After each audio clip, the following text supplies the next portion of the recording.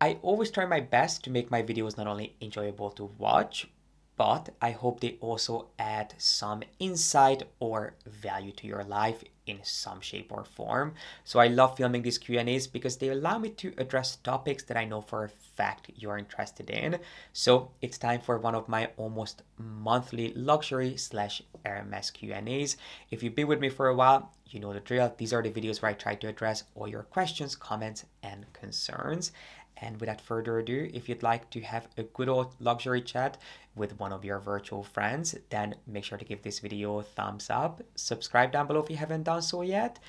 Go ahead, grab yourself a drink or a snack before we get into it, and keep on watching. You know, another thing I really enjoy about making these videos is when they become more of an exchange, almost like a conversation. So if you have anything to add, if you agree or disagree with what I have to say, please feel free to jump in and let us know your thoughts in the comment section. I always love reading what you have to say, and obviously I'm only one person.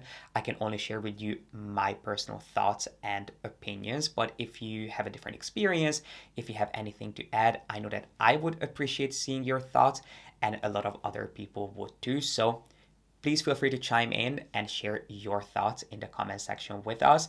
And without further ado, let's dive straight in. And by the way, a big thank you to all of you who send me questions, not only on Instagram, but also on my community tab. So if you would like to participate in future Q&As, all you have to do is follow me on Instagram and be a subscriber of mine, so you have access to the community tab where I usually post when I do one of these Q&As.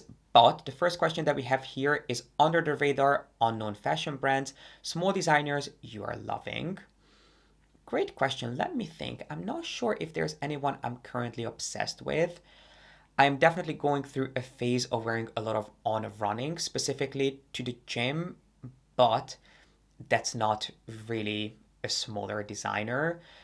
I do love Foundry. Foundry is a brand that I have talked about before. I don't own any pieces from Foundry, but I would love to. I think the next time I go to New York, I would love to stop by to see Beth, the owner of the brand, who is amazing, by the way. She is the founder of Foundry, and I would love to go see her and create my own necklace, obviously, if she's around. And yeah, that is definitely a brand that I really am enjoying. I don't know if there is any other brand that I can think of right now. Obviously, I am going through a little bit of a non-designer phase. Well, that's not true because I have also been living in Rick Owens, but again, that's not a smaller up and coming designer. But Rick Owens is another brand that I have recently gone back to. They are one of the first designer brands that I experimented with when I was younger. Rick Owens and YSL were my gateway into the world of luxury. And Rick Owens is a brand that I have recently come back to. I mean, if you follow me on Instagram or if you've been watching my recent videos, you have definitely seen me in quite a bit of Rick Owens, and I am wearing Rick Owens again today. So case in point, I would say Foundry is an up and coming brand or a smaller brand that I really do like. Rick Owens, not an under the radar brand, but a brand that I'm really enjoying. And then On Running is another one of my favorites. And then another question is style icons, people, creators that you get inspired for your own style. Rick Owens is a huge inspiration for me. I don't really watch a lot of luxury YouTube, definitely not luxury YouTube. I, of course, follow people on Instagram, some of my social media friends, but I try not to consume too much luxury content just because I feel like it wouldn't be the best for my mental health, just because this is what I do for work. It's a big part of my life. I feel like if I created content and also consumed it, that would basically consume my entire life. And I feel like I would make a lot of comparisons. I would feel like I have to compare or get better or start, trying to take ideas instead of just enjoying the content for what it is, which in most cases is just entertainment. So for me, I really don't consume too much content, but a creator that I really, really do like, and I love her vlogs, I love her style, and really everything about her is Brittany Bathgate, I think is her last name. She is a huge inspiration for me. I wouldn't even say inspiration. I mean, I love her style. I love her style, her taste in interior. I love her style of filming, but she's not someone that I aspire to dupe. but I really appreciate from afar, if that makes sense. So she is the first person that comes to mind. Of course, other than some of my friends that you have seen me film with. This is a controversial question. Feeling like I should retire from shopping at Hermes. Do you ever feel like that? 1000%. I don't think that I would ever completely retire from buying Hermes just because I love their craftsmanship, I love their quality, their aesthetic is really near and dear to my heart. But I really have not been as inspired by them as you used to be, which is something that you probably noticed. I have not been buying as much Hermes. I am obviously continuing to talk about Hermes because that's what you guys know me for, and I do have an appreciation for the brand as a whole. But a lot of their more recent designs haven't really spoken to me. I feel like they haven't really launched anything groundbreaking or anything that I felt I needed in my life other than those new jet sneakers, which again, I really like the look of, but they're not something that I would go crazy for. So I can completely relate. I think Hermes has changed a lot. Their consumer base has changed a lot, partially because of social media, also because of 2020. A lot of people shifted their spending and now they're spending on different brands. So I actually had a conversation about this with my advisor at Hermes, and she told me that, we're getting a lot of new clients who previously would have gone to Louis Vuitton and Dior that are now coming here. And because they are looking for different types of products, we have to offer them something that appeals to them.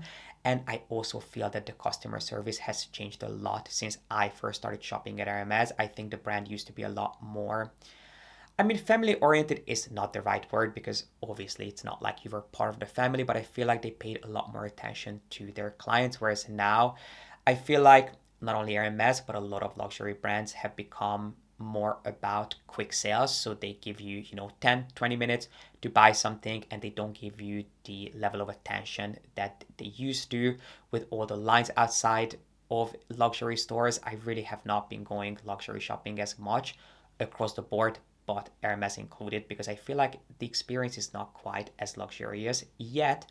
Prices are continuously increasing. So to me, that just makes no sense. And this might be the new norm, but it's not something that I personally appreciate. I feel like if I'm spending a lot of money, I want to get the full experience. I want to learn about the pieces. I want to try everything on. I want to really take my time to be immersed in the brand and not be rushed to pick up something and buy it as if it was, a $5 notebook at a stationery store. Which the reason I'm bringing that up is because I have stationery on my mind right now. I'm going to London at the end of this week, and I'm already thinking about all the things that I want to pick up and all the stores that I want to go to, and Muji is on top of my list. So that's why I said stationery. And I feel like you have different expectations when it comes to buying something that costs $1,000 compared to something that costs a lot less. So yeah, I definitely relate to you. It doesn't mean that I will never go back to buying Hermes. I am still buying Hermes, but definitely not as much as I used to.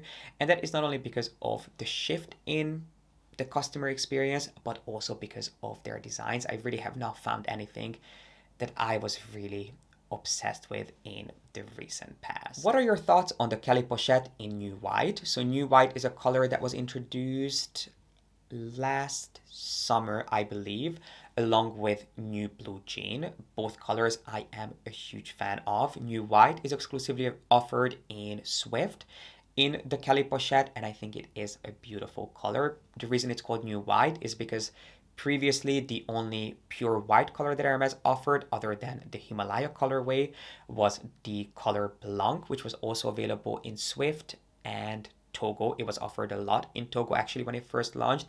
And if you bought a larger Kelly bag in the color Blanc, it actually came with a leather wrapped lock, which is what you'll usually find on exotic bags. But white Kelly bags also, and white Birkins in Togo also came with a leather wrapped lock, which was a really interesting detail.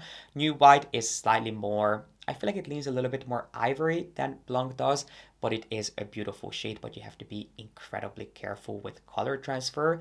I think Swift doesn't absorb color quite as nicely as other leathers do, so you will not get as much of a difference in Swift between Nata, New White, Cray, and all these different shades as you would in other leathers. But if you ever get offered a Kelly pochette in new white, I think it will be a very special piece to have in your collection. And obviously new blue jean launched at the same time. And to be really honest with you, even though I'm not a big color person, if I was offered a bag in new blue jean, especially a Kelly pochette, I don't think I could say no to it. Your opinion on the Bolide Skate 31 Noir? It's not for me as much as I love the Bolide and the entire Bolide range. The Bolide Skate, which is a more funky, playful take on the original Bolide bag, which has been around since the 1960s. It's something that has been reinterpreted and redesigned time and time again. There are several different sizes, colors, leathers, and finishes of the Bolide bag. It's a bag that I reviewed alongside many other Hermes bags in a recent video of mine, in case you would like to hear a little bit more about that bag. But the Bolide Skate is not one I would go for. It is one of the most casual takes on the Bolide bag. It feels more like a messenger bag. It comes, instead of the two traditional top handles, it actually comes with a long white strap. And then the reason it's called the Bolide Skate is because the base of the bag is inspired by an actual skateboard. And it is part of, was it a runway collection for spring summer 2023, 2024, something along those lines. It's a special piece. It personally does not appeal to me. I like the Bolide for the two top handles, and that weird longer strap just doesn't work for me. But if it works for you, if you like a classic messenger bag, I mean, you go ahead and enjoy it. Kelly 25 or Birkin 25, both Sellier for a men's evening or dressier bag. Well, it all depends on your proportions and what you prefer. For me personally, I would not go for either one. I don't think I could pull off a Birkin 25 in Sellier structure, and I know for a fact that I cannot pull off a Kelly 25 in Sellier. It just does not work for me. The size is just a little bit off. It's not small enough for me to carry it as a more fashion forward accessory, but it's not large enough for it to look just really seamless and just organic on me. So these sizes I am personally not a big fan of, especially if you have larger hands, because both of these bags come with extremely tiny handles and it can look really odd if you try to hold on to those tiny handles. I mean, you can also grab these bags by their base and carry them as, I mean, the Birkin 25, what I was trying to say is that you could always grab the base and carry them as a clutch bag, but the Birkin 25 in Sellier structure has quite a wide base, so you might find that uncomfortable. So instead of both of these, I would personally steer you in the direction of the Kelly pochette. But if you're really torn between these two bags, I would maybe say go for the Birkin 25. To me, that feels a little bit more dressy than a Kelly 25 in Sellier would. What is a good starting point for gents that want to dress more premium and luxury? Great question. Let me think. So let me offer you some staples that I would suggest investing in. The first one, in my opinion, is a Burberry trench. That to me is a staple that I've been wearing for years and would not want to be without. So a Burberry trench, in my opinion, for gentlemen is a great piece to invest in, especially if you can find it in black. You can either buy it directly from Burberry or you can get it on the pre-loved market. I would definitely look into a pair of nicely tailored pleated pants. If you don't want to spend too much money, I love Suit Supply's pants. They have some amazing pants. I have definitely bought pieces off the rack, but I've also had pieces custom designed by Suit Supply. But if money is no object and you really don't mind spending the money, the reason you have not looked into luxury before is because it's just not something that was on your radar. The rose tailoring pants are just divine. So I gave you two very different options here from the two opposite ends of the spectrum, Suit Supply and the Row, but it's hard to go wrong with either one. Who else do I like for tailoring pants? Let me think. The Row. I did buy a really nice pair of tailoring pants from the Frankie shop last year. So yeah, that is definitely something else that I would encourage you to invest in. Pleated pants. You know, my preference is high-waisted pants. A really nice, simple black and white t-shirt. My favorite more fitted t-shirt is from Philippa K. My favorite more cotton feeling t-shirts are from Organic Basics. I recently just talked about them in an unboxing, so I'll make sure to have that video linked up here for you, because I do still have, I think, a discount code with Organic Basics, and even though it's not an overly expensive brand, their t-shirts are incredibly made, and they are heavenly soft, so nicely fitted. Good quality t-shirt is something nice to invest in. A pair of boots, which I love Hermes boots. A pair of loafers is another thing that I would definitely look into. And then a nice fragrance. I think having a signature fragrance is also incredibly important. Best tip for someone who is new to Hermes, I would say the best tip is to only buy things that you really like the look of. Don't overbuy things, especially if you are trying to get your hands on a bag. Don't listen to people who tell you that you need to go to the store every month, or you need to spend this much money, or you need to buy this and that.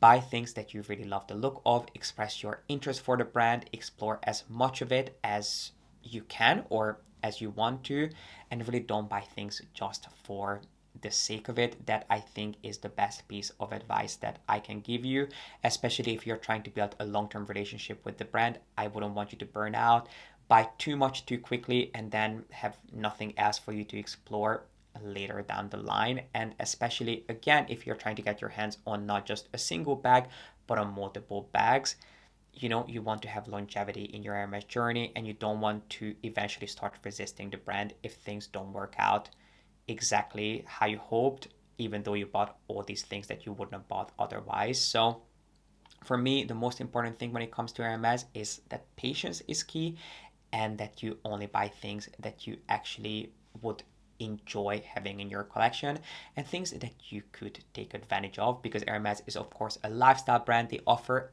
everything under the sun that you can think of. So it's very important for you to keep in mind that you're not only buying things because they are fun and quirky and different, but also because you actually have a time and a place for in your life and in your collection. Actually, we have another new to Hermes question here. Starting my Hermes journey, any tips on items to look at for a first purchase? Yes. So let me run you through some of my favorite pieces from Hermes that I think would be a great way for you to explore the brand.